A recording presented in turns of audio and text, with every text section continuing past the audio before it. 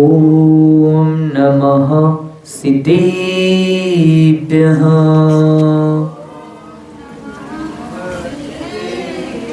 ओम नमः सिद्धेभ्यः।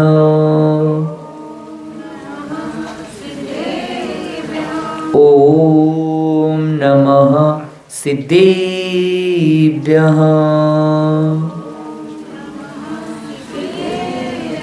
नमः श्रीवर्धमानाय निर्धोत्कलिलात्मने सालोकानां त्रिलोकानां यद्विद्यादर्पणायते यद्विद्यादर्पणायते यद्विद्यादर्पणायते।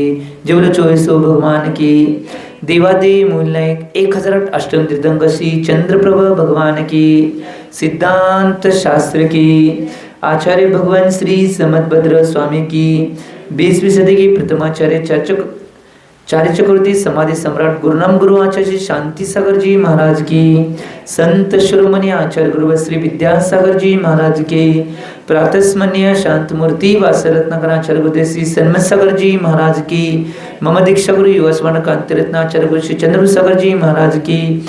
परम पूज्य आचार्य गुरु श्री समय सागर जी महाराज की। अहिंसामय विश्व धर्म की।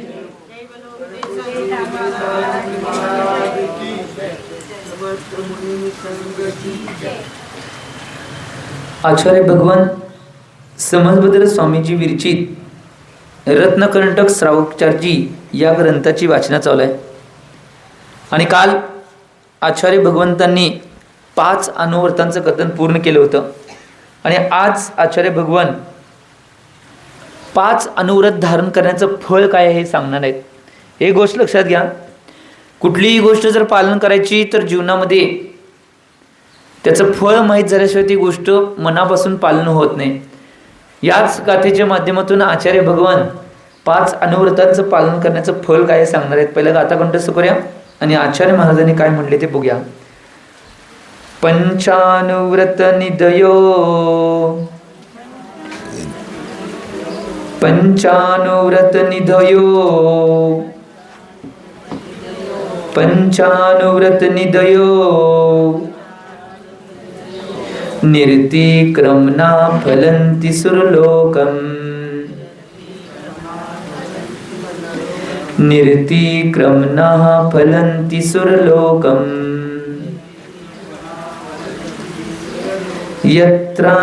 यत्रावधीरष्टगुणा यत्रावधीरष्टगुणा दिव्य शरीरं च लभ्यन्ते दिव्य शरीरं च लभ्यन्ते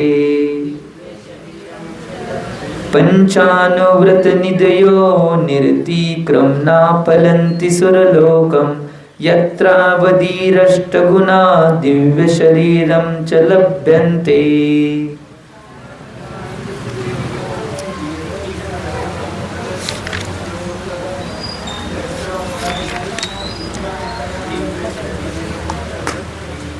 आचार्य भगवान समदभद्र स्वामीजी या गाथेच्या माध्यमातून सांगत आहेत की 5 व्रत धारण करण्याचं फल काय प्राप्त होते, ज्याचं कथन करल्यात। पंचानुव्रत निधयो निर्तिक्रमणा फलन्ति सुरलोकम यत्रावधीरष्टगुणा दिव्य शरीरं च लभ्यन्ते। इथं काय आचार्य भगवान काय म्हणत आहेत, निर्तिक्रमणा याचं अतिचार रहित, पंचानुव्रत निधी अतिचार रहित 5 अनुव्रतांचं जे स्वरूप किंवा 5 अनुव्रत जे सांगितलेले आहेत, ती जी निधी आहे ती निजरूपानं काय मिळवून देणार आहे, सुरलोकम स्वर्ग लोक रूपी फलती म्हणजे फळ देते। जो नियमानं नाही 5 अनुव्रतांना धारण करणार तो नियमानं देवगतामध्ये जाणार आहे हे सांगायला आचार्य भगवान। आणि पुढे काय सांगतात, यत्र जहा अवधी ज्ञान, त्या देवलोकामध्ये गेल्यानंतर काय काय प्राप्त होते। पहिला अवधी ज्ञान असते, अष्टगुणा अनिमा महिमा आदी 8 वृद्धी असतात, च आणि दिव्य शरीरम म्हणजे सप्त धातू रहित असं शरीर लभ्यन्ते म्हणजे प्राप्त होते। एक गोष्ट लक्षात घ्या, 5 अनुव्रतांना पालन करण्याचं फल सांगितले। की देवगतीचा बंध होतोय आणि देवगतीमध्ये जाऊन ज्यांना अवधी ज्ञानाची प्राप्ती आहे, 8 वृद्धी ज्यांना प्राप्त आहेत आणि दिव्य शरीर म्हणजे वैक्रिक शरीर ज्यांना प्राप्त आहे, त्या वैक्रिक शरीराची प्राप्त होते म्हणून सांगितले. किती मोठा फायदा आहे बघा. 5 अनुव्रत पालन केल्यानंतर किती मोठा फायदा जीवनामध्ये होणार आहे याचं कथन निश्चितपणे आचार्य भगवान सांगल्यात. एक गोष्ट लक्षात घ्या, आम्ही आमच्या जीवनामध्ये याचं चिंतन करणं आवश्यक आहे की जेवढ्या प्रमाणात आम्ही या गोष्टींचं पालन करता येईल तेवढ्या प्रमाणात ते गोष्टींचं पालन करणं आवश्यक आहे. कारण की महत्त्वाचं आहे. 5 अनुव्रताला डायरेक्ट देवलोकाचं तिकीट सांगितले त्यांनी. मी मागं बी सांगितले या गोष्टी. त्यामुळे एक गोष्ट लक्षात घ्या, आम्ही जेवढ्या प्रमाणात आम्हाला पाळता येईल तेवढं 5, या गाथेमध्ये दुसरं एवढं काही सांगितलं नाही. फक्त देवगतीचं सुख प्राप्त होऊन देवगतीमध्ये जे जे काय काय आहे ते सगळं प्राप्त होते म्हणून सांगितलंय. आता पुढच्या गाथेमध्ये 5 अनुव्रतामध्ये कोण कोण व्यक्ती प्रसिद्ध झाल्यात हे सांगणार आहेत. त्याच्या कथा ज्यावेळी वेळ मिळेल तेव्हा आपण एक एक सांगून घेऊया. पहिला गाथा कंठस्थ करूया आणि कोण कोण प्रसिद्ध झाले हे बघूया. मातंगो धनदेवश्च, मातंगो धनदेवश्च वारीशेनस्ततः पर,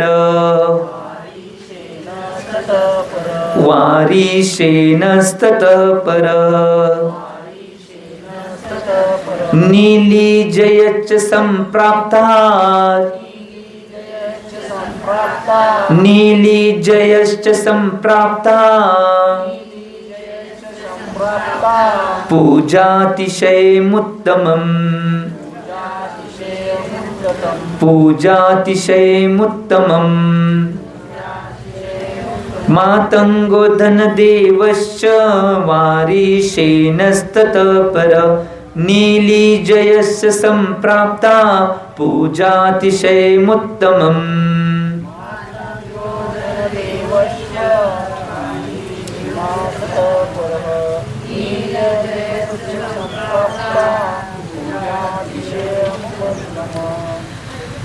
आचार्य भगवान इथे सांगायलात की या 5 अनुव्रतामध्ये कोण कोण प्रसिद्ध झाले याचं कथन करल्यात. मातंगो धनदेवच्च वारीशेनस्ततः पर नीली जयच्च संप्राप्ता पूजातिशयमुत्तमम्. अतिशय सुंदर रीतीने सांगायलात.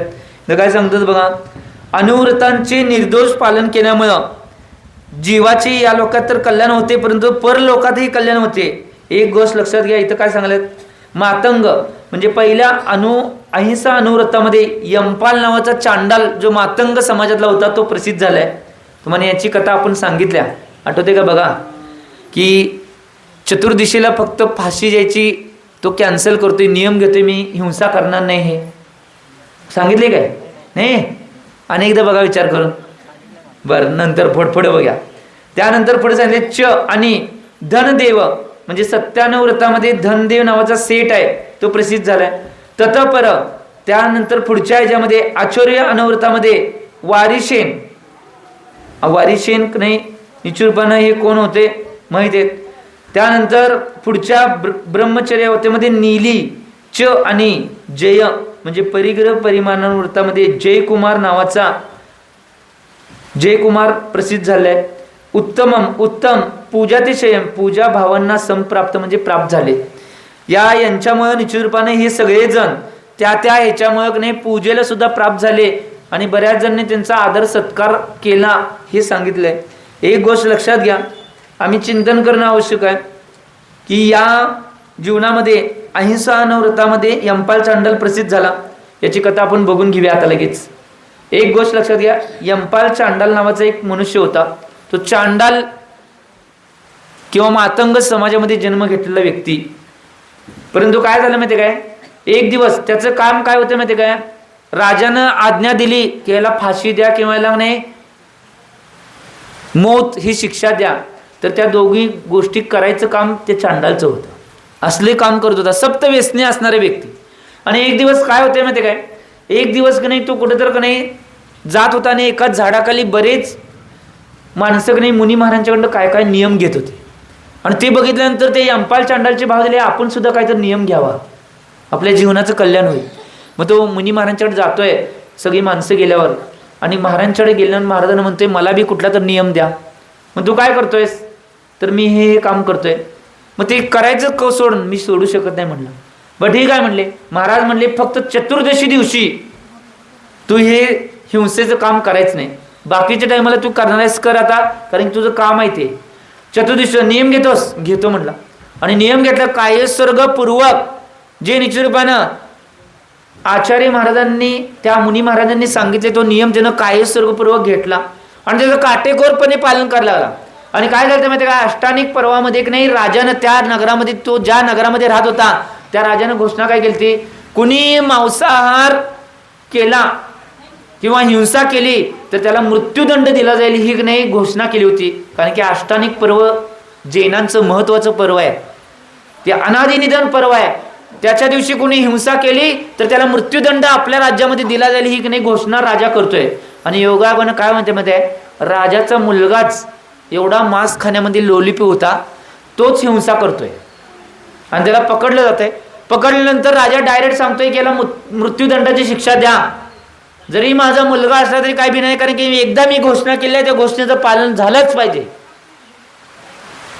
मग आता यमपालला बोलवायला पाहिजे. आणि त्या दिवशी योगायोगानं चतुर्दशी. यमपाल काय म्हणते म्हणजे घरात बायकोला सांगतोय, बघ जरी राजाचे शिपाई सैनिक वगैरे आले की नाही सांगायचं मी नाही, त्यांनी बाहेर गेल्यात. बरं ठीक आहे म्हणत्या. आणि निश्चित रूपानं या गोष्टी सांगितल्यानंतर, या सगळ्या गोष्टी सांगितल्यानंतर ते सैनिक यमपाल चांडालच्या घरी जातात. घरी गेल्यानंतर निश्चित रूपानं यमपाल चांडालच्या घरी गेल्यानंतर ते विचारतात यमपाल कुठे आहेत, तर यमपाल गावाला गेलेत म्हणले. आता गावाला गेले, बायकोनं जसं नवऱ्यानं सांगितलं तसं सांगितलं. परंतु काय एक गोष्ट लक्षात घ्या, आम्ही का म्हणतोय उगाच मध्ये आधी, आमचे आचार्य महाराज काय म्हणायचे, दक्षिण भारतात किंवा कुठनं भारतातल्या महिला सोनं म्हणले की मेलेलं उठतील, हे उगाच म्हणत नाही आम्ही. आता उदाहरणार्थ ही सिद्ध होते बघा, ज्यावेळी एक नाही ही गोष्ट घडली त्यावेळी नाही त्यातला एक सैनिक हुशार होता. तो सैनिक काय म्हणते माहिती काय, रे रे ह्या यमपालचं किती दुर्भाग्य बघा, राजाच्या मुलग्याला का नाही फाशी द्यायची आहे आणि जर मृत्यूदंड राजाच्या मुलग्याला त्याच्या अंगावर जे सोनं आहे ते सगळं त्याला मिळालं असतं, एवढं सोनं मिळणार होतं. बायको म्हणली ओ त्याने बाहेर गेल्यात. ऐकल्या सोनं म्हणले की मेलेले उठतात. हे बघा, नवऱ्याचा विचार केला नाही, नवऱ्याला मृत्यूदंड किंवा काहीतरी शिक्षा होईल याचा विचार केला नाही. बायको म्हणले आमच्या यांनी बाहेर गेले. लक्षात आलं की सैनिकांच्या आत आहेत लपून बसलाय. गेले आत, पकडल्यानंतर राजासमोर उपस्थित केल्यानंतर राजा म्हणतोय का तू असं का बोललास, खरं सांगू काय, मी दिगंबर मुलांच्याकडं व्रत घेतलेलं आहे की मी चतुर्दशी दिवशी हिंसा करणार नाही, म्हणून मी निश्चितपणे आणलंय, त्यामुळे निश्चितपणे मला क्षमा करा. आणि तुम्ही काय केला तरी मी हिंसा करणार नाही, कारण की माझा नियम मला महत्वाचा आहे. तू राजाची आज्ञा ऐकणार नाहीस. राजा म्हणाले नाही ऐकणार, मी कुणाची आज्ञा ऐकणार नाही, कारण की माझा नियम दिगंबर महाराजांनी दिलेला, तो मातंग समाजातला व्यक्ती होता, तो हे म्हणालाय. ऐका जैन व्यक्तीनो, तो मातंग समाजातला व्यक्ती म्हणालाय माझा प्राण गेला तर चालतंय. राजाने सांगितलं याला बी आणि नाही त्या माझ्या मुलग्याला सुद्धा दोघांना नाही मोठ्या डोंगरावर न्या आणि जिथं नाही समुद्र असेल त्या मगरमच्छांच्या तोंडात टाकून द्या दोघांना. शिक्षा परत दुसरी दिली. आता दोघांना घेऊन गेले हात पाय बांधून. ज्यावेळी राजाच्या मुलग्याला टाकलं त्यावेळी मगरमच्छांनी राजाच्या मुलग्याला खाऊन टाकलं.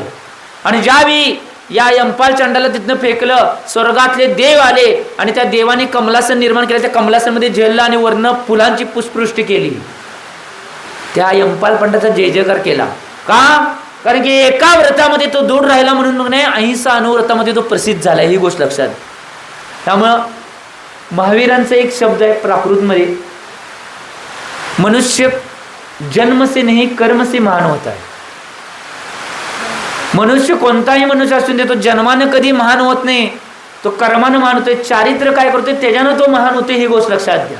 आमच्या जीवनामध्ये आम्ही चिंतन करणं आवश्यक आहे.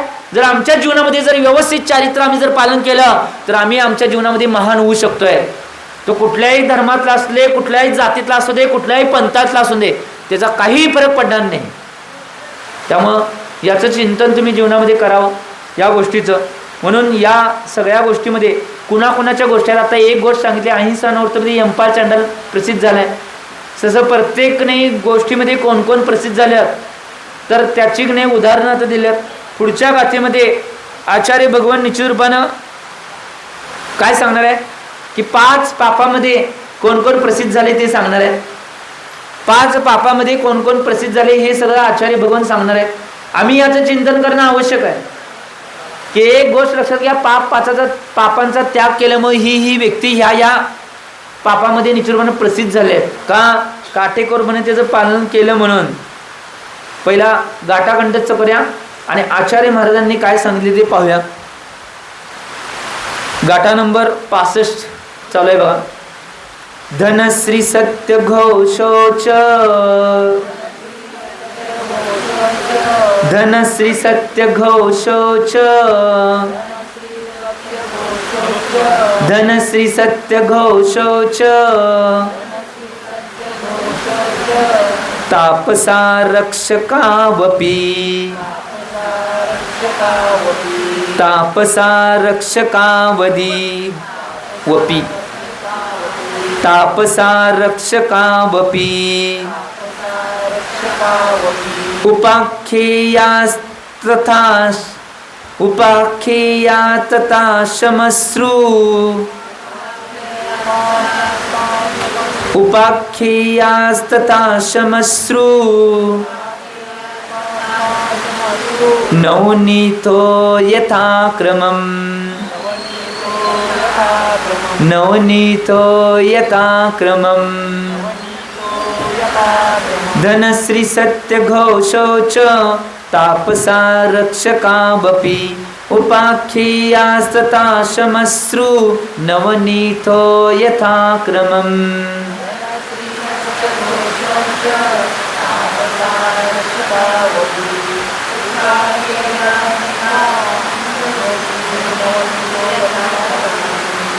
आचार्य भगवान समजवर स्वामीजी या 65 नंबरच्या गाथेच्या मधून सांगल्यात की जी 5 प्रकारची पाप सांगितले आहेत, त्या 5 पापामध्ये कोण कोण व्यक्ती प्रसिद्ध झाले, का प्रसिद्ध झाले.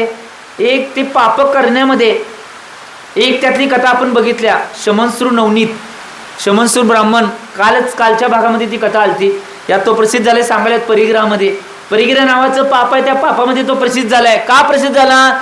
कारण की त्याच्याकडं काय नसताना सुद्धा एवढं सगळं मिळवण्याचा प्रयत्न तो करत होता, म्हणून परिग्रहामध्ये तो प्रसिद्ध झालाय. पहिला सांगतात बघा काय सांगल्यात.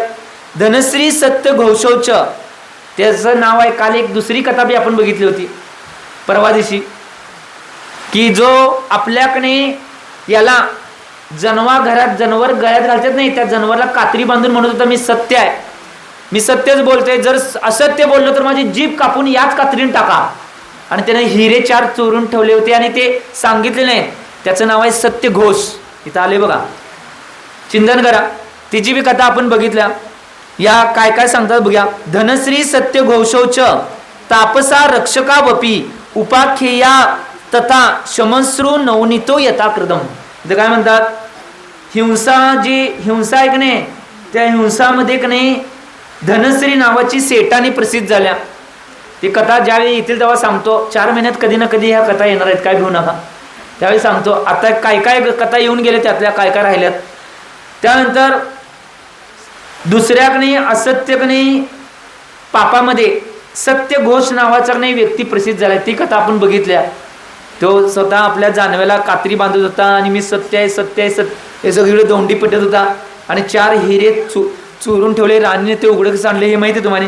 त्याच्यानंतर आणि पुढच्याकडे चोरी याच्यामध्ये तापस नावाचा जो निश्चित रूपानं आहे तो व्यक्ती प्रसिद्ध झालाय. तापस त्याचं नाव आहे. आणि त्यानंतर कुशीलमध्ये यमदंड नावाचा कोतवाल आहे, तो प्रसिद्ध झालाय. त्याची कथा बी भविष्यात बघूया आपण. आणि त्यानंतर तथा त्याच प्रकारे परिग्रहामध्ये शमनश्रू नवनीत म्हणजे शमनश्रू ब्राह्मण. नवनीतच ह्याने नावच नवनीत दिलं बघा. कारण की मिश्रेमध्ये जे नाही लोणी अडकायचं ते साठवून ठेवून एक घडा भरलेला आणि त्याच्यावर सपनावर सगळं काय काय रचलेला. तो काल माहिती तुम्हाला लय काय काय रचना. असं आम्ही कधी कधी करतोय, लय काय काय रचतोय. माझं अमुक झालंय, माझं तमुक झालंय, मला लॅटरी लागल्या, हे झालंय ते झालंय, सगळं स्वप्नात आम्ही बघत असतोय. कारण स्वप्न कधी खरं होत नाही. एक गोष्ट लक्षात घ्या,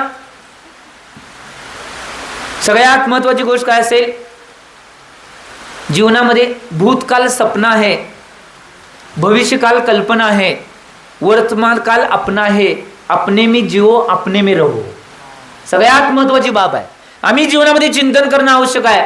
जे स्वप्न आहे त्या स्वप्नाला बघत बसण्याची आवश्यकता नाही, आणि जी कल्पना आहे ती कल्पना बी करण्याची आवश्यकता नाही. वर्तमान काल आमचा आहे, त्यामध्ये जगा आणि त्याच मध्ये जगून आपल्या स्वतःला प्राप्त करा, ही गोष्ट महत्वाची आहे.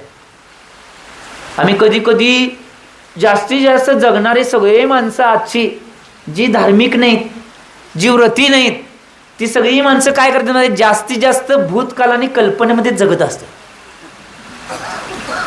मी असं केलं, मी तसं केलं, मी हे केलं, अरे आत्ता काय चालू आहे ते बघा ना, असं केलं आणि तसं केलं काय उपयोग आहे. आणि काय काय जण असे जगत असतात, मी भविष्यात हे करणार, ते करणार, एवढा पैसा कमवणार, हे करणार, हे बांधणार, एवढी जमीन, काय उपयोग आहे. आता ते आहे तुमच्याजवळ, याची बी कल्पना करण्याची आवश्यकता नाही. वर्तमान काल आपला आहे, फक्त त्याच्यात जगा आणि त्याच्यात जगत असताना जे आपल्यासाठी, आपल्या भविष्यासाठी आणि आपल्या कल्याणासाठी करणं आवश्यक आहे ते करण्याचा प्रयत्न करा. स्वप्नामध्ये सुद्धा राहू नका आणि कल्पनेमध्ये सुद्धा राहू नका. कल्पना कपोल कल्पित करून टाकतील तुम्हाला, आणि सपना ही रह जाएगा, अपना कभी नहीं होगा. काय म्हणलो मी, सपना ही रह जाएगा, अपना कभी नहीं होगा. और कल्पना कपोल कल्पित है, इसको याद रख के वर्तमान सिर्फ अपना है, अपने में जियो और आपा को पाओ. याचा अर्थ काय माहितीये, अपने में जियो और आपा को पाओ.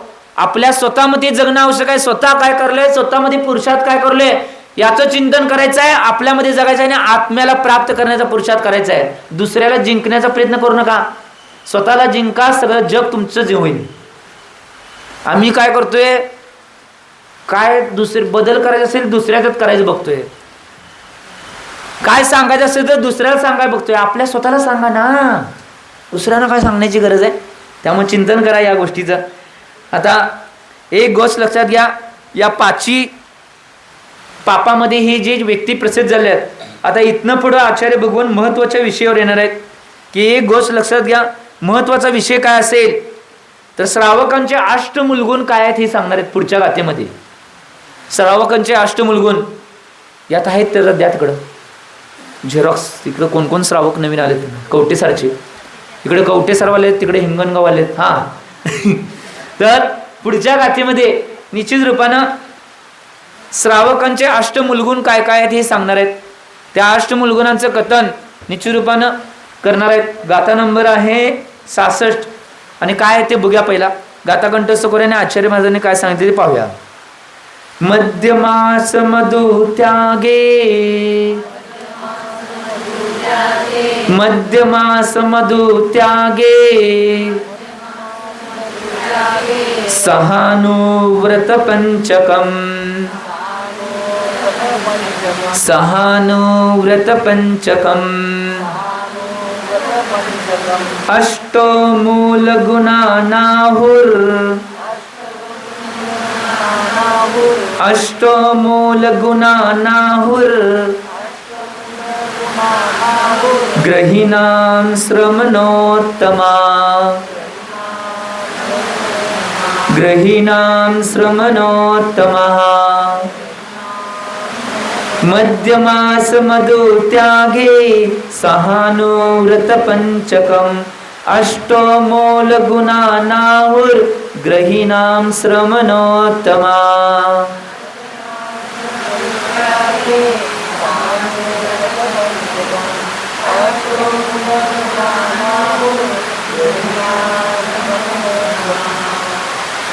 एक गोष्ट लक्षात घ्या, आचार्य भगवान आता महत्वाच्या कथनाला चालू करत आहेत की श्रावकांचं अष्टमूलगुण काय आहे हे माहीत पाहिजे. आणि त्या माहीत असून का उपयोग नाही, माहीत असलं तरी बरेच जण पालन करत नाहीत. पालन करायला पाहिजे हो. सांगाले अष्टमूलगुण काय आहे हे सांगाले की आचार्य भगवान काय म्हणतात, मध्य मांस मधु त्यागे, सहानुव्रत पंचकम, अष्टो मूल गुणा नाहुर, ग्रहीणां श्रमणोत्तमा. श्रमणोत्तमा याचा अर्थ आहे श्रमणांची जे राजे आहे, श्रमणांचे जे भगवान आहे ते जिनेंद्र भगवान, अर्यंत परमेश्वरांना श्रमणोत्तमा म्हणलेला आहे. जिनेंद्र भगवंतांना श्रमणोत्तम म्हणलंय. ते जिनेंद्र भगवान मध्य मांस मधु त्यागे, सह मध्य मांस आणि मधु याच्या त्यागाबरोबर अनुव्रत पंचकम, 5 अनुव्रतांचं पालन करणे म्हणजे अहिंसा अनुव्रत, सत्यानुव्रत, आचरणानुव्रत, ब्रह्मचर्यानुव्रत आणि परिग्रह परिमाणानुव्रत, हे 3 आणि हे 5, या 5 अनुव्रतांना ग्रहीनाम ग्रहस्थांचे अष्टमूलगुणाम 8 मूलगुण आहू म्हणजे सांगितलंय. ग्रहस्थांचे 8 मूलगुण कोणता असेल तर एक मद्य, मांस आणि मधु. मद्य म्हणजे दारू, मांस म्हणजे माहिती आहे तुम्हाला, आणि मधु बरोबर आहे काय नाही, हां मधु म्हणजे की नाही हे मध शहद हानी ते मध आहे की नाही मध, ते मध, या 3 आणि 5 अनुव्रत या 8 पालन करणे याला अष्टमूलगुण म्हटलेले आहे. काही ग्रंथामध्ये वेगवेगळ्या ठिकाणी वेगवेगळ्या श्रावकाचार्यामध्ये वेळ सांगितले. इथं आचार्य भगवान समर्थ स्वामींनी हे सांगितले. काही आचार्यांनी असं सांगितले की माझ्यामते 9 आचार्यांनी अष्टमूलगुण कुठलं सांगितलंय, 5 उदुंबर फळ आणि मद्य, मांस आणि मधु त्याग करणे, याला बी अष्टमूलगुण म्हणलेलं आहे. इथं विशेष रूपानं आचार्य भगवंतांनी सांगितलंय. कारण की एक गोष्ट लक्षात घ्या, श्रावकांची उत्कृष्ट कोटी जर प्राप्त करायची असेल तर आम्हाला 5 अनुव्रतासहित मद्य, मांस आणि मधु त्याग करणं आवश्यक आहे. त्यावेळी अष्टमूलगुणांचं पालन आम्ही करू शकतो. ही गोष्ट लक्षात घ्या. ही गोष्टी सगळ्यात महत्त्वाची आहे. याचं चिंतन आणि मनन आमच्या जीवनामध्ये आम्ही करणं आवश्यक आहे. जोपर्यंत याचं गोष्ट चिंतनामध्ये मनामध्ये घेणार नाही तोपर्यंत निश्चित रूपानं काहीही होणार नाही. ही गोष्ट लक्षात घ्या. त्यामुळं याचं चिंतन करा. कारण की एक गोष्ट लक्षात घ्या, आम्ही आमच्या जीवनामध्ये या गोष्टीचं चिंतन मनन करणं आवश्यक आहे. आता या गोष्टीचं पालन झाल्यानंतर बघा, मद्य, मांस आणि मधु याचं पालन करायचं आहे. मद्य, मांस आणि मधु या गोष्टी त्याग करायच्या आपल्याला, हे करणं आवश्यकच आहे. मद्य म्हणजे दारू तर एवढं बाद आहे. शास्त्रामध्ये काय ठिकाणी एवढे निचूरपणे त्याची उदाहरण सांगितले दारूचे की नुसतं नाही, त्या ठेंबाला जरी शिवलं, दारूच्या एका ठेंबाला जरी शिवलं तर 7 गावं जाळल्यावर जेवढं पाप लागणार आहे तेवढं पाप लागणार आहे. पिणाऱ्यांना काय लागत असलो, देव त्यांचं भलं करू आणि लवकरात लवकर सद्बुद्धी देऊन सोडवावं. सांगाले हो, चिंता महत्वाची बाब आहे. एक गोष्ट ज्या गोष्टीला एवढं खराब सांगितलंय की आम्ही निश्चितपणे शिव सुद्धा शकत नाही, त्या गोष्टी आमच्या पोटात घालण्याचा प्रयत्न करू. आम्ही याचं चिंतन करणं आवश्यक आहे. या गोष्टीचं चिंतन जेवढं करता येईल तेवढ्या प्रमाणात आम्ही चिंतन करणं आवश्यक आहे. त्यामुळे एक गोष्ट लक्षात घ्या, जीवनामध्ये जर निश्चित रूपाने सगळ्या गोष्टी प्राप्त करायच्या असेल तर पहिला मद्य म्हणजे दारू त्याग असणं आवश्यक आहे. मांस तर एवढं विपरीत आहे. कारण की प्रत्येक क्षणाला त्या मांसामध्ये प्रत्येक क्षणाला असंख्य जीवांची उत्पत्ती आणि जीवांचं मरण तिथं होत असते, चालूच आहे कायम त्या मांसामध्ये. त्यामुळं त्याला निश्चितपणे खाणं एवढ्या पापाचा बंद आहे की ते पाप फेडण्यासाठी की नाही साधारण ठिकाणी आम्ही जात नाही. डायरेक्ट नरक तिकीट किंवा तिर्यंची गती डायरेक्ट तिकीट आहेत. मध्ये आधी कुठं अडवायचं नाही त्यांना. Tata bye bye. चिंतन करा या गोष्टीचं. आम्ही या गोष्टीचं चिंतन आणि मनन करणं आवश्यक आहे. आणि त्याच्यात पुढे जाऊन मध जे आहे निश्चित रूपानं हे सुद्धा एवढं घातक आहे. मला एक सांगा, साधी गोष्ट विचार करण्यासारखी आहे. आज औषध रूपामध्ये सुद्धा मध खायचं नाही आपण, एवढं भयंकर ते सांगितलेलं आहे. ते बी निश्चित रूपानं मध, एक थेंब मध खाल्ल्यानं 7 गावं जाळल्यावर जेवढी जीव मरणार आहेत तेवढं पाप लागते म्हणून सांगितलं. त्याचं चिंतन करा. आणि कुणाला का नाही कुठल्या डॉक्टरनं मध औषधाला वापरायला सांगितलं असेल त्या मधाऐवजी काकवी वापरा, चालते, काय बाधा येत नाही. आम्ही बी डॉक्टरच आहे आयुर्वेदिक. ते काय असते आम्हाला सगळं माहिती. हे गोष्ट लक्षात घ्या, काही फरक पडत नाही, गुण येतोय. आणि पहिला गुण यायसाठी की नाही, कुठले बी औषध असून दे, गुण यायसाठी पहिला तुमची श्रद्धा पाहिजे, मग गुण येणार. श्रद्धा नसल्यावर गुण कसं येणार? होय, होणार नाही. काय होणार नाही? बरं होणार नाही म्हटलंय. पहिला मी बरं होते, पहिला आत्मश्रद्धा दृढ करा. आणि सगळ्यात महत्वाची गोष्ट, जर कर्म सिद्धांताच्या अपेक्षेनं किंवा कर्णानुच्या अपेक्षेनं तुमचा रोग जर बघितला, रोग म्हणजे कर्माचा उदय आहे. औषधानं रोग कधी बरा होत नाही. काय सांगली बघा, कर्णानेच्या अपेक्षेनं कर्म सिद्धांताच्या अपेक्षेनं औषधानं रोग बरा होत नाही. हे पहिला तुमच्या डोक्यात घालून घ्या. रोग बरा होते, तुमच्या कर्माचा श्रेय उपशम श्रेयोपशम झाल्यानं कमावतो, ही गोष्ट लक्षात घ्या, हे सत्य आहे. काय होते मध्ये आहे, तुमच्या कर्माचा श्रेय उपशम श्रेयोपशम व्हायला आणि त्यावेळी तुम्ही औषध घ्यायला रोग बरा झाला आणि तुम्हाला वाटतं औषधामुळे झालं. ही तुमची भूल आहे, ही चूक आहे. मला एक गोष्ट लक्षात घ्या, जीवनामध्ये चिंतन करा. आज जर कुठल्या अवस्थेमध्ये कुठल्याही गोष्टीमध्ये आम्ही या गोष्टीचं चिंतन केलं, आता मॅडम आहे तिथं, डॉक्टर मॅडम इकडे डॉक्टर आहेत आमचे, त्यांना विचारा औषध आणि बाकीचं काय आहे. डॉक्टर म्हणणार आहे आमच्याकडे सारखं येतात बघा, तुमच्याकडे येत नाही समजावून सांगायसाठी. हो महत्वाचे, आता पुरावा आहे म्हटल्यावर पुरावा द्यायला पाहिजे ना. एक गोष्ट चिंतन करा. आम्ही या गोष्टीचं चिंतन म्हणून कधीच करत नाही, या गोष्टीचं चिंतन म्हणून करणं आवश्यक आहे. त्यामुळे एक गोष्ट लक्षात घ्या, कुठल्याही गोष्टीला करणे. आज मध, आणि मला सांगा मध काय आहे, काय आहे माहिती तुम्हाला? मध काय आहे माहिती आहे?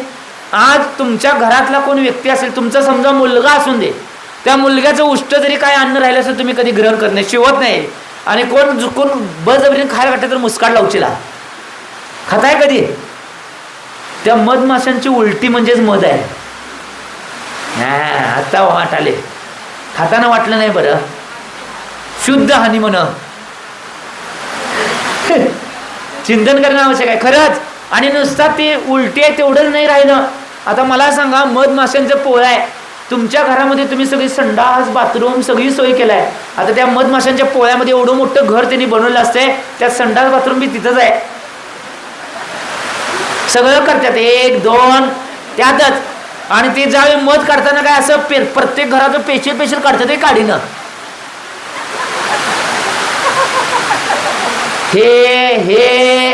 हे सगळं आलं त्यात. किती बी खावा शुद्ध होणार आहे, 3 काळात शुद्ध होत नाही. आता डॉक्टरांनी सांगावं मला, ह्या आणि ह्या गोष्टी कधी शुद्ध होतील काय? उलटी तर कधी शुद्ध होईल काय? काय जरा विचार करायला पाहिजे की आम्ही काय विचार करत नाही निवांत. जैन धर्म सांगितलं तो 100% विज्ञानानुसारच सांगितलं, ही गोष्ट लक्षात घ्या पहिला. आज जर मी डॉक्टरांना बी आवाहन करतो, कल्याणकारक नावाचा ग्रंथ डॉक्टर दोघी पती पत्नीने वाचावा. आचार्य भगवान उग्रादत्त स्वामींचा आहे, अतिशय सुंदर वर्णन आहे. मी जवळजवळ 4 वेळा तो ग्रंथ वाचलाय. सगळं आयुर्वेदिक शास्त्र, शरीराचं सगळं शास्त्र आणि सगळे औषधं सुद्धा त्यात दिले आहेत. आज त्यातली बरीच औषधं नाही आज बऱ्याच मोठमोठ्या डॉक्टरांना सुद्धा सापडून झालेत. असं एक महान ग्रंथ कल्याणकारक नावाचा आमच्या आचार्य भगवंत उग्रादत्त स्वामींनी लिहिलेला आहे. मी बऱ्याच गोष्टीचं ज्यावेळी आयुर्वेदिक ग्रंथ औषधांचं किंवा बाकीच्या ट्रीटमेंट गोष्टी करत असतोय, त्याचा बराच सहारा मी कल्याणकारक नावाचा ग्रंथ घेतोय, उग्रादत्त स्वामींचा आहे. नाडी परीक्षण सगळ्या परीक्षणाचे सगळ्या आमच्याकडे सांगितलेले आहे. आणि एक गोष्ट लक्षात घ्या, या गोष्टीचं चिंतन म्हणून आम्ही कधी करत नाही हो. आणि 5 अनुरक्तं एवढी महत्वाची आहेत. त्या मुलगीचं एक उदाहरण तुम्ही ठरवा दिवशी ऐकलं बघा.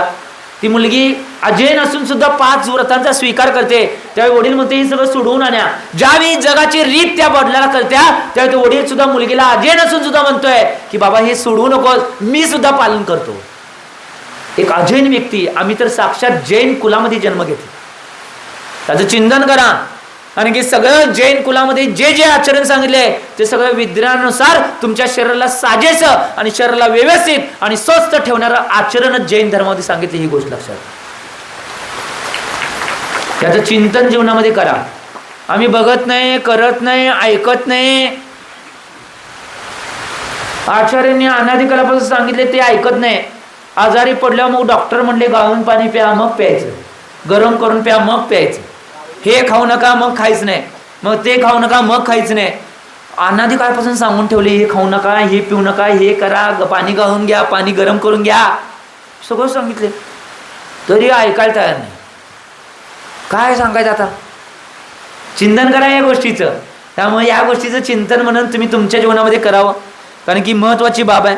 या गोष्टीचं चिंतन म्हणून जर जीवनामध्ये केला तर सगळ्या गोष्टी कळतील. आता इथनं पुढं आचार्य भगवान 3 गुणव्रतांचं पहिला नावं सांगणार आहेत आणि मग वळीनं त्या 3 गुणव्रतांचं काय काय कथन आहे, त्याचं स्वरूप आणि त्यांची मर्यादा म्हणजे अतिचार काय आहेत हे सांगणार आहेत. पहिला 3 गुणव्रतांची नावं काय आहेत हे पहिला जाणून घेऊया. गाथेच्या माध्यमातून काय सांगितले ते बघूया. आचार्य भगवंतांनी या 3 गुणव्रतांची नावं काय समजा? दिग्व्रत मनर्त दंडव्रतम च, दिग्व्रत मनर्त दंडव्रतम च, भोगोपभोग परिमाणम, भोगोपभोग परिमाणम, अनुबृहाद गुणानामा, अनुबृहाद गुणाना, अनुबृहानाद गुणाना, माख्यांती गुणव्रता नार्या, माख्यांती गुणव्रता नार्याः, दिग्व्रत मनर्त दंडव्रतम च, भोगोपभोग परिमाणम, अनुबृह्णात गुणाना, माख्यांती गुणव्रता नार्याः.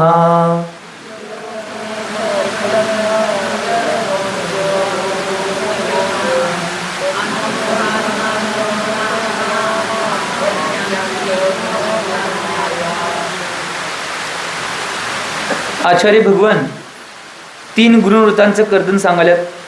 एक गोष्ट लक्षात घ्या, जीवनामध्ये सगळ्यात महत्त्वाचं काय बाब असेल की आम्ही जीवनामध्ये या सगळ्या गोष्टीचं चिंतन म्हणून करणं आवश्यक आहे. कारण की एक गोष्ट लक्षात घ्या, जीवनामध्ये सगळ्यात महत्त्वाची काय असेल गोष्ट, मानवाचं जीवन आहे ते मर्यादित आहे, परंतु त्यांच्या आकांक्षा त्या अमर्यादित आहेत. काय म्हटलं बघा, जीवन आहे ते मर्यादित आहे, परंतु त्याच्या आकांक्षा त्या अमर्यादित आहेत. जोपर्यंत आम्ही आमच्या आकांक्षा सगळ्या गोष्टींना मर्यादित आणत नाही, तोपर्यंत जीवन आमचं उत्कृष्ट आणि आदर्श पदाला 3 काळात जाणार नाही. आम्ही आजपर्यंत ते खुलं सोडले. त्यामुळे या गोष्ट लक्षात घ्या, कितीही काय केलं तर आकांक्षा कधी पूर्ण होणार नाही, त्या अमर्यादित राहणार आहे. जर त्या आकांक्षांना सुद्धा आम्ही मर्यादा घातल्या किंवा त्याला निश्चितपणे सीमा बांधून दिल्या तर निश्चितपणे आमचं कल्याण होणार आहे. ही गोष्ट लक्षात घ्या. आणि गुणव्रत याचा अर्थ काय आहे, म्हणजे निश्चितपणे सगळ्या गोष्टींना मर्यादामध्ये बांधणे याला गुणव्रत म्हणतात. म्हणून याचं कथन चालू आहे. आचार्य भगवंतांनी सांगितले की 3 गुणव्रत कोणते आहेत? आर्या. आर्या म्हणजे काय, गुणी किंवा गुणवाणी याच्यातून प्राप्त केले जाते, किंवा अशी जी पूजित आर्य तीर्थंकर देव आहेत त्यांना आर्या म्हणलेलं आहे. तीर्थंकर देवांना, तीर्थंकर देवांनी काय सांगितले, गुणानाम अष्टमूलगुणांना अनुबृहणात वाढवण्यासाठी, जर अष्टमूलगुणांना परत वाढवण्यासाठी जर निश्चितपणे दिग्व्रतम, दिग्व्रत, अनर्थ दंडव्रतम, अनर्थ दंडव्रत च, आणि भोगोपभोग परिमाण, भोगोपभोग परिणाम, या तिन्हींना गुणव्रताने, गुणव्रत आख्यंती म्हणजे सांगितले आहे. 3 आता जे नाही 5 अनुव्रत किंवा अष्टमूलगुण सांगून आल्यात, त्यात अनुव्रत बी आहे आणि 3 मुख्य रूपानं मकार बी आहे. एक गोष्ट लक्षात घ्या, मगाशी जे नाही अष्टमूलगुण सांगितले त्यातील पहिले 3 होते की नाही, मध्य, मौस आणि मधु, याला मकार सुद्धा म्हणतात. आचार्य भगवान विद्यासागर महाराज कायम म्हणायचे कि आदमी को मकार मक्कार बनाते हैं. काय म्हणलो, आदमी को मकार मक्कार बनाते हैं. ते 3 म्हणजे मध्य, मौस आणि मधु, खरोखर ह्यांचं जर सेवन केले तर माणूस मक्कार बनतोय. माहिती आहे तुम्हाला काय आहे, चिंतन करा ते मकार. आणि एक गोष्ट असं, त्या अष्टमूलगुणांना जर वाढवायचं असेल तर निश्चितपणे 3 गुणव्रतांचं पालन करायला पाहिजे. दिग्व्रत, अनर्थ दंडव्रत आणि भोगोपभोग परिणाम, हे 3 गुणव्रत आहेत. यांचं जीवनामध्ये जर पालन केलं, यांना जीवनामध्ये वाढवण्याचा प्रयत्न केला तर त्या निश्चित रूपानं अष्टमूलगुणांचा आम्ही वाढवू शकतो आणि त्यांच्या व्रतांना वाढवू शकतो. ही गोष्ट सांगितलेली आहे. त्यामुळे चिंतन करा, हे काय आहे अजून तुमच्या लक्षात येणार नाही गुणव्रत काय आहे, परंतु पुढे एक एक व्रताचं कथन येणार आहे. ते दिग्व्रत काय असते, दिग्व्रताची भावना काय आहे, दिग्व्रत कशा पद्धतीने केले जाते पालन, या सगळ्या गोष्टी निश्चित रूपानं सांगणार आहेत. एक गोष्ट लक्षात घ्या, आम्ही आमच्या जीवनामध्ये याचं चिंतन करणं आवश्यक आहे. या गोष्टी जर चिंतन केल्या तर सगळ्या गोष्टी आम्हाला कळतील, आणि म्हणून या गोष्टी कळण्यासाठी आम्ही या गोष्टींचं पालन जीवनामध्ये करणं आवश्यक आहे. आता पुढच्या गाथेमध्ये दीर्घव्रताचं स्वरूप सांगणार आहे. दीर्घव्रत काय आहे? आता नुसतं 3 नावं ऐकून घेतलो आपण, तर ते 3 व्रत काय आहे, त्यांचं स्वरूप, त्यांच्या मर्यादा काय, कसं पालन करायचं हे सगळं सांगायला. तुम्ही सुद्धा तुमच्या घरात जर करत राहिला तर बऱ्याच पापापासून आणि बऱ्याच कर्मापासून तुम्ही वाचू शकता. अतिशय महत्त्वाचं आहे. हे जे अनुव्रतधारी श्रावक आहेत त्यांनीही पालन करायचं आहे, परंतु तुम्ही सुद्धा का नाही आत्ता अभ्यास रूपाने पालन करत जायचं. भविष्यात का नाही, ज्यावेळी की नाही तुमची भावना होती त्यावेळी की नाही प्रतिमा घ्यायची आणि मोकळं व्हायचं. सोपं आहे, लय अवघड नाही. आज एक गोष्ट लक्षात घ्या, आम्ही चिंतन करणं आवश्यक आहे. आम्हाला गुणांची आणि धर्माची की नाही परीक्षा किंवा धर्माची किंमत माहीत नाही म्हणून आम्ही ते करत नाही.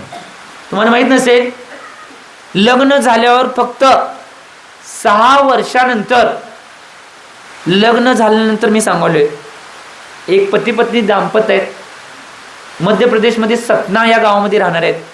पती पत्नींचं नाव काय सांगू? नवऱ्याचं नाव आहे उत्तम आणि बायकोचं नाव आहे शमा. उत्तम शमा. का सांगले उदाहरण? सतना निवासी. त्या सतनामध्ये माझा सुद्धा चातुर्मास झालाय.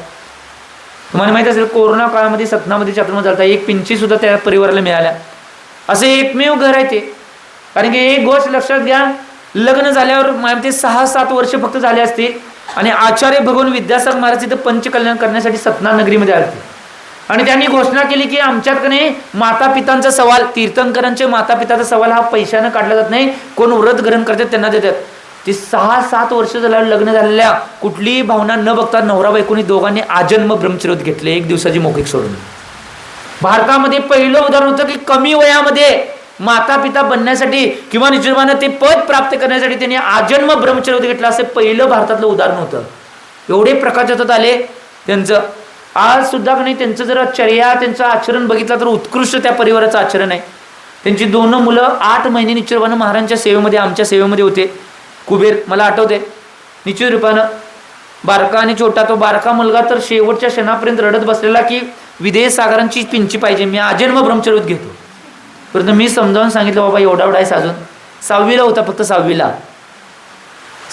त्याला समजावून सांगितलं की मोठं हो, शिक, व्यवस्थित सगळा अभ्यास कर आणि मग ज्यावेळी आत्तापासून भावना आचरण सगळ्या कर, परंतु ज्यावेळी शिक्षण पूर्ण झाल्यानंतर तू निश्चितपणे या क्षेत्रात येणार असतं तर क्षेत्रात करिअर कर. आम्ही चिंतन करणं आवश्यक आज एवढं महत्त्वाचं आहे. त्यामुळे आम्ही जीवनामध्ये एक गोष्ट लक्षात घ्या, व्रतांना आणि धर्माला आमच्या जीवनामध्ये महत्त्व देणं आवश्यक आहे. भोगाला महत्त्व देऊन कोणीही आजपर्यंत मोठं झालं नाही, कोणीही सुखी झालं नाही, समाधान झालं नाही, शांती कधीच त्याच्या जीवनात मिळाली नाही. ज्या व्यक्तीने धर्माला आणि त्यागाला महत्त्व जीवनामध्ये दिले तोच व्यक्ती सुखी आणि समाधान आणि शांतीपूर्वक जीवन जगला, ही गोष्ट लक्षात घ्या. आम्ही देत नाही म्हणून आम्ही सुखी समाधान होतो. किती बी मागा भगवंताच्या जन्म येणार नाही सुख शांती समाधान. कारण की जोपर्यंत तुमच्या जीवनात धर्माचा मार्ग आणि तुमच्या जीवनामध्ये कधी व्रतांचा त्यागाचा मार्ग येत नाही तोपर्यंत तुमच्या जीवनात सुख शांती समाधान येणारच नाही. लिहून ठेवा, याचं चिंतन जीवनामध्ये करा. आता पुढच्या गाथेमध्ये आचार्य भगवान निश्चित रूपानं दीघव्रताचं स्वरूप सांगणार आहेत. दीघव्रत काय आहे पहिला बघूया निश्चित रूपानं. त्याचं स्वरूप काय सांगितले? दिग्वलयं परिगणितं, दिग्वलयं परिगणितं, दिग्वलयं परिगणितं, कृत्वा तोहं बहिर्न यास्यामि, कृत्वा तोहं बहिर्न यास्यामि, इति संकल्पो दिग्व्रत, इति संकल्पो दिग्व्रत, मामृत्यात् मामृत्यनो पाप विनिवृत्ते,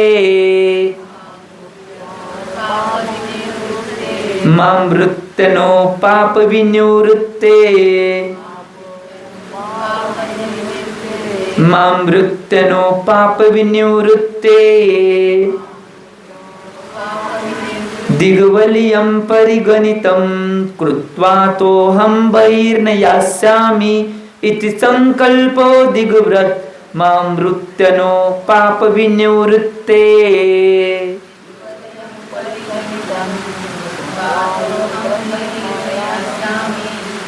संकल्पो विनिवृत्तो पापविनिवृत्ते. एक गोष्ट लक्षात घ्या, आचार्य भगवान समर्थ स्वामी सांगल्यात की दीघव्रताचं स्वरूप काय आहे, दीघव्रत कसं पालन केले जाते आणि त्याची काय काय सिस्टीम आहे हे सांगल्यात. दीघवलयम परिगणितम कृत्वा तोहम बहिर्नियासामी इति संकल्प दीघव्रत मामृ तनु पाप विनिवृत्ते. एक गोष्ट काय सांगली बघा, दिग्वलयम, दिग्वलय म्हणजे दिशांचं, परिगणित कृत्वा परिमाण करके, दिशांचं परिमाण करायचं. आता किती दिशा आहेत? 10 दिशा आहेत टोटल. 4 दिशा नव 10 दिशा आहेत, माहिती आहे का? मुख्य दिशा 4 आहेत, उपदिशा 4 आहेत आणि वर आणि खाली हे किती झालं काय? ह्या 10 दिशा. एक गोष्ट लक्षात घ्या, पूर्व पश्चिम दक्षिण उत्तर हे 4, ईशान्य आग्नेय नैऋत्य वायव्य आणि वर आणि खाली या 10 दिशांना निचूरपणे परिमाण करायचं, म्हणजे दिशा बांधून घ्यायच्या. कसं सांगितले बघा, पुढे सांगतात. एक गोष्ट लक्षात घ्या, त्याचा परिणाम करून अतिबही याच्या बाहेर न यासे मी जाणार नाही. या 4 दिशांना बांधून घ्यायचं. समजा जर पूर्व दिशेला बांधायचं असेल तर मी निश्चितपणे पूर्व दिशेला हिमालय पर्वताच्या बाहेर जाणार नाही असं तर बांधून घ्या. का चीनमध्ये रशियामध्ये जायचे भाव आहेत, पाकिस्तान अफगाणिस्तान सांगाले हो, म्हणजे कुठलं बांधायचं ते कुठल्या दिशेचं. तसं उत्तर असेल, इकडं दक्षिण असेल, पूर्व असेल, या 4 दिशांना बांधून घ्यायचं आणि वरच्या उप दिशांना बी 4 बांधून घ्यायचं आणि वर आणि खाली या दोन्ही दिशांना असं 10 दिशांना बांधून घ्यायचं. त्याच्या बाहेर मी जाणार नाही. या प्रकारचा अमृत तनु पाप विनिवृत्ते, याप्रमाणे मृत्यूपर्यंत पाप हटवण्यासाठी संकल्प दृढ विचार करून घेणे, याला आचार्य भगवान दीघव्रत म्हणतात. असा संकल्प करायचा की मी या दिशेला एवढ्यापर्यंत जाईल, त्याच्या पुढे जाणार. मी या दिशेला एवढ्यापर्यंत जाईल, त्याच्या पुढे जाणार. मी या दिशेला एवढ्यापर्यंत जाईल, त्याच्या पुढे जाणार. मी या दिशेला एवढ्यापर्यंत जाईल, त्याच्या पुढे जाणार आहे. मी ईशान्य आग्नेय नैऋत्य वायव्य या 4 दिशेला एवढ्यापर्यंत जाईल, त्याच्या पुढे जाणार नाही. त्याच्यानंतर वर आणि खाली विमान जाते, त्याच्यावर मी जाणार. आता ह्या जीवनात तर करा, मेल्यावर कुठे जाणार आहे कोणास ठाऊक, सांगाले हो. यालाच दीघव्रत म्हणतात. असं संकल्प करून बांधून घेणे. आम्ही तर निश्चितपणे प्रत्येक समयाला रात्री झोपताना सुद्धा आम्हाने की नाही रात्रीयोग प्रतिष्ठापन आणि रात्रीयोग निष्ठापन क्रिया सांगितल्या. आम्हाला 28 मूलगुणामध्ये त्या क्रिया आहेत. रात्रीयोग प्रतिष्ठापन म्हणजे काय? रात्रीयोग चालू करत असताना ज्यावेळी आमच्या सगळ्या क्रिया संपल्या असतात त्यावेळी पूर्व किंवा उत्तर दिशेला मुख करून बसायचं आणि रात्रीयोग प्रतिष्ठापन करून सिद्ध भक्ती आणि योगी भक्ती म्हणायचं, त्याचा कायसर करायचा. आणि मी माझा जेवढा बेड आहे त्या बेडच्या खाली फक्त काही अडचण आली तर ते अडचण सोडून मी बेडच्या खाली उतरणार नाही सकाळपर्यंत, हा कायस्वर्ग करायचा आणि मग झोपायचं. हे दीघव्रत आम्ही करू शकतोय. कारण का, जर ते आम्ही दीघव्रत केलं नसेल तर जगामध्ये जे काय काय पाप चालले ते सगळ्या पापाच्या भागीमध्ये थोडं थोडं तुम्ही आहेच. आम्ही तर करून घेतले हो. दीक्षा घेताना पहिलीच विधी असत्या की सगळ्या दिशांना बांधून घेणे, त्याच्यानंतर तुमचं परिघर असेल ते सगळं परिघराचं सगळं सिस्टीम करून घेणे, हे सगळं पहिल्या दीक्षाच्या वेगने सगळं करून घेतलं जाते आणि मग निश्चितपणे दीक्षाच्या क्रिया केल्या जातात. आणि ते बांधून घेऊन आणि परत रोजच्या रोज आम्हाला ह्या सगळ्या क्रिया करायला लागतात. पहिला प्रतिगमनच्या रूपातून नाही जे काय काय पाप होईल त्या पापाला शालन करण्यासाठी 3 टाइम प्रतिगमन करायला लागते दिवसातनं. अव्वा लय अवघड आहे की दीक्षा. तुमच्या संसारापेक्षा लई सोप आहे. आमचे आचार्य महाराज काय म्हणायचे सन्मत सागर की आम्ही दिगंबर मुनराज फक्त 22 परिचय सहन करतात, परंतु संसारातली लोक 22 लाख परिचय सहन करतात, तरी मी चांगलंच म्हणतात. काय सांगायचं. आणि काय असते माहिती काय, एक गोष्ट लक्षात घ्या, ही माणसं जी संसारात आहेत ती माणसं काय म्हणतात, हे उगाच कपडे नाहीत, एकदा आहार करायचं, अंतराळ पाळायचं, पायानं अनवाणी चालायचं, पावसात भिजायचं, अमुक करायचं, सगळं हे काय खुयागत करायला उगाच. आणि आम्ही काय म्हणतो, ही खुळी माणसं काय दीक्षा काही सोडले त्याने उगाच संसारात बसले. हे असंच आहे. एक गोष्ट लक्षात घ्या, शास्त्रोक्त पद्धतीने जर बघितला तर कोण खुळा असेल, जे व्रतांना पालत नाही ती खरी खुळी आहेत, हे चिंतन करा. त्यामुळे एक गोष्ट लक्षात घ्या, जेवढ्या प्रमाणात पुढे व्रतांच्या मध्ये जाता येईल तेवढं जाण्याचा प्रयत्न आणि पुरुषार्थ जीवनामध्ये ठेवा. संकल्प आता की मी जीवनामध्ये कधी ना कधी व्रत आणि महाव्रत हे जीवनामध्ये धारण करणारी ही भावना मनामध्ये संकल्प बांधून ठेवा. त्याच्याशिवाय कल्याण नाही. कल्याण काही डोंबिवली बी मिळणार नाही. कल्याण तर लई लांब. त्यामुळे एक गोष्ट लक्षात घ्या, या गोष्टींना पालन करण्याचा प्रयत्न करा की पूर्व दिशेला मी एवढं जाणार नाही, आता बांधा. समजा विदेशात जरी मुलगा असला तर त्या देशापर्यंत बांधा. कधी तर जायचं म्हणलं तर बांधून तर घ्या. नसलं तर कोण कुठंपर्यंत आहे जेवढं बांधा. आमची जी तीर्थक्षेत्राची यात्रा करायची आहे तेवढं, कोणाची यात्रा झाली नसेल तेवढ्यापर्यंत बांधा. आणि झाले असते तर मग कमी कमीच बांधा की काय फरक पडणार आहे. त्याच्या बाहेर जाणार नाही. बांधून ठेवा. त्याच्या बाहेर जे होणार आहे ते निश्चित पाप तुम्हाला लागणार नाही.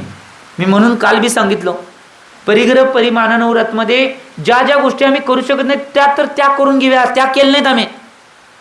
विमान खरेदी करायचा त्याग आहे, रेल्वे खरेदी करायचा त्याग आहे. रेल्वे कधी घेणार आहे, विमान कधी घेणार आहे, बस कधी घेणार आहे, एसटी सरकारी, रॉकेट कधी घेणार आहे, त्याचा त्याग तर केलाय काय? नाही केला. म्हणजे जे काय चालू आहे त्या सगळ्यात तुमचं पापाचं भागीदार चालू आहे. आणि म्हणायचं हे भगवान माझ्याच वाटणीला आलो हे सगळं केले आम्ही, आणि नाव कोणाला ठेवायचं भगवानला. काय शानी माणसं म्हणे. चिंतन करणं आवश्यक आहे या गोष्टीचं. त्यामुळे जेवढ्या प्रमाणात जे काही बांधता येईल, जेवढे व्रत नियम करता येईल तेवढं करण्याचं बरं. आपल्या शक्तीनुसार. मी म्हणलं नाही तुमची शक्ती सोडून जास्त करा, कारण की षोडशकारण धर्मामध्ये, षोडशकारण पर्वामध्ये सुद्धा स्पष्ट रूपात सांगितलंय. षोडशकारण जे पर्व आहे, महापर्व ज्याला म्हणलं जात आहे, त्यामध्ये सुद्धा शक्तीतच त्याग आणि शक्तीतच तप सांगितलंय. शक्तीनुसारच त्याग करायचा आहे आणि शक्तीनुसारच तप करायचं आहे. शक्ती नसेल आणि तप केलो, शरीर मोडून पडलं तर शरीर परत निश्चितपणे धर्म करू शकणार नाही. ही गोष्ट लक्षात घ्या. आणि शक्तीनुसार त्याग केला, शक्तीनुसारच करायला पाहिजे. माझी शक्ती नाही आणि जास्त त्याग केला आणि सलाईन लावायला लागला तर काय उपयोग? करालोय धर्मासाठी आणि सगळ्या गोष्टी बिघडल्या. आता ते इंग्लिश औषधं घेतल्यावर निश्चितपणे किती पाप लागणार. त्यामुळे सांगायला, माझं सांगायला नाही तुमचं सांगायला आहे सगळ्यांचं. त्यामुळे चिंतन करा. या गोष्टी जेवढ्या प्रमाणात करता येईल तेवढा करण्याचा प्रयत्न करा. त्यामुळे उद्याच्या भागामध्ये आपण परत दिग्व्रताच्या मर्यादा आणि परत काय असतात मुख्य रूपानं, नियम रूपामध्ये काय असतात ते उद्याच्या भागामध्ये बघूया. आचार्य बघून उद्याच्या भागामध्ये जातील. मी एवढीच भावना करतो की या सगळ्या गोष्टींना पालन करून आपल्या जीवनाचं कल्याण करण्याचा प्रयत्न करा. मी एवढी भावना करतो आणि वाणीला देतो. जे बोला आचार्य भगवान श्री सन्मती सागरजी महाराज की